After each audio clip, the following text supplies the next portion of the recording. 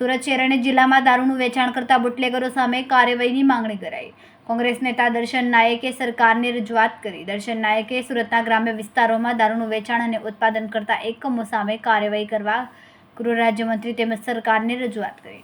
દર્શન નાયકે જણાવ્યું કે છેલ્લા ઘણા સમયથી ગુના સાથે જોડાયેલા બુટલેગર અંગે ઘણી ફરિયાદો ઉઠી રહી છે।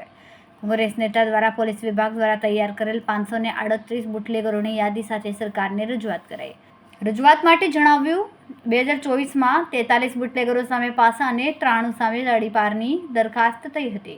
કોંગ્રેસ નેતાનો આક્ષેપ છે કે પોલીસ વિભાગ દ્વારા અરજી દફ્તર કરવા માટે નામ પૂરતી કાર્યવાહી કરવામાં આવી। 40 જેટલા બુટલેગરોની સામે પાસાના કેસો કરવામાં આવ્યા છે અને 92 જેટલાની સામે તડીપારની દરખાસ્ત કરવામાં આવી। કોને કેટલાને પાસા કર્યા, કેટલાને તડીપા કર્યા, આજે પણ એ માહિતી આપવામાં આવી નથી। પગલાં લેવાયા કે નથી લેવાયા?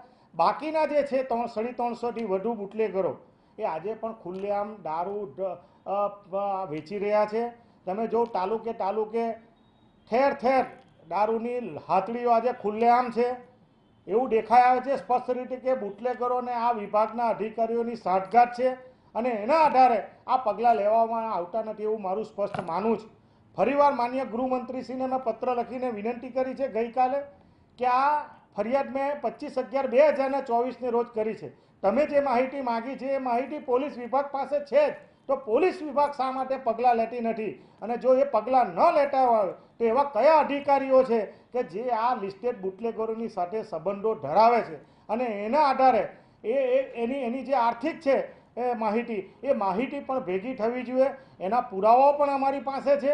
એટલે આવા અધિકારીઓ અને આવા બુટલેગરોની સામે તાત્કાલિક અસરથી પગલાં લેવા જોઈએ। એ લોકહિતની જરૂરિયાત છે।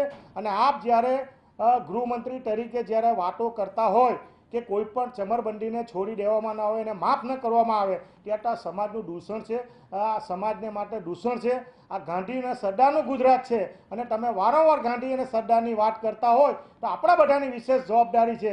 એક વિરોધ પક્ષ તરીકે મારી જવાબદારીના ભાગરૂપે જ્યારે અમે રજૂઆત કરતા હોય, સત્તા પક્ષમાં આપ જ્યારે બેઠા છો તો આપની હાથમાં જ્યારે કાયદો વ્યવસ્થાની પરિસ્થિતિ જાળવવાની હોય તો આપની જવાબદારી છે કે આવા લોકોની સામે પગલાં લેવા જોઈએ। અને જે તંત્રના અધિકારીઓ મેળાપીપણામાં છે એવું આપ કહો છો તો એને એવા લોકોને શોધીને એની સામે પણ પગલાં લેવા જોઈએ। એ લોકહિતમાં મારી માંગણી છે। એવો પત્ર મેં માન્ય ગૃહમંત્રીશ્રીને લખ્યો છે।